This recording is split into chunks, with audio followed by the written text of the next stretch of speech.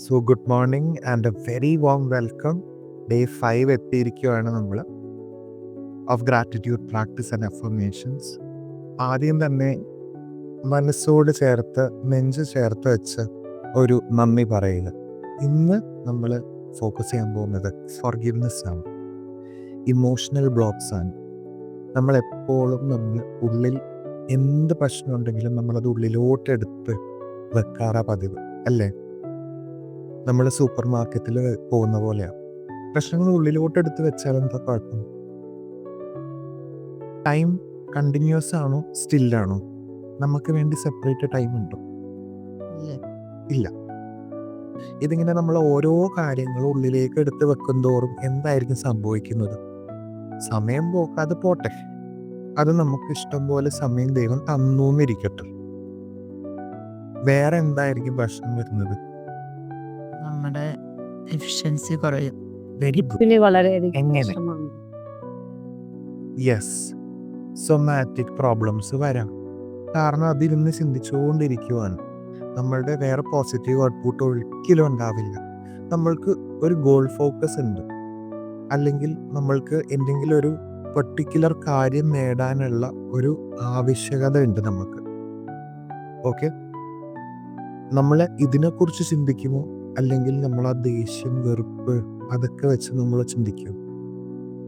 അതുപോലെ തന്നെയാണ് നമ്മൾക്ക് ക്ലൗഡ് ചെയ്ത് നിൽക്കും നമ്മളുടെ ഇമോഷണൽ ബ്ലോക്കുകൾ.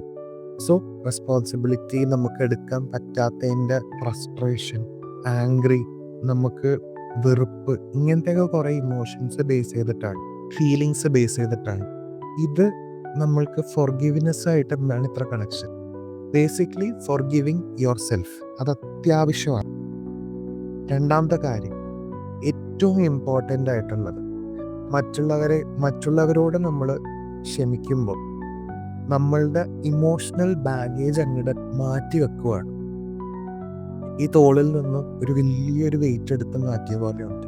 വളരെ സിമ്പിളായിട്ട് പറഞ്ഞു കഴിഞ്ഞാൽ നമ്മളത് അതിജീവിച്ച് വന്നു, അത് ഒന്നും അല്ലാണ്ടായി നമ്മുടെ ജീവിതത്തിൽ.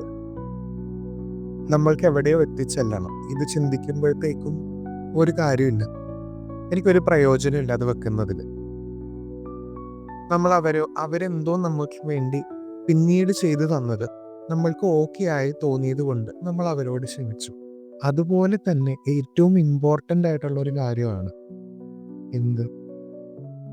നേരത്തെ നടന്ന ഇൻസിഡൻറ്റിനേക്കാൾ വലിയൊരു ഇൻസിഡൻറ്റ് ഇപ്പം ഈ അടുത്ത് എങ്ങാണ്ട് നടന്നു.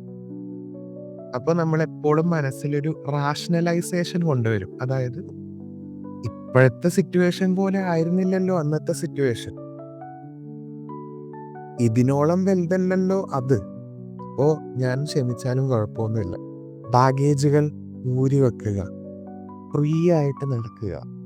എന്തിനാ ഇതിങ്ങനെ പിടിച്ചു വെച്ചുകൊണ്ട് നടക്കുന്നേ? ഫ്രീ ആയിപ്പോ ജീവിച്ചു കഴിഞ്ഞാൽ എന്ത് രസമാണ്. Have A beautiful day.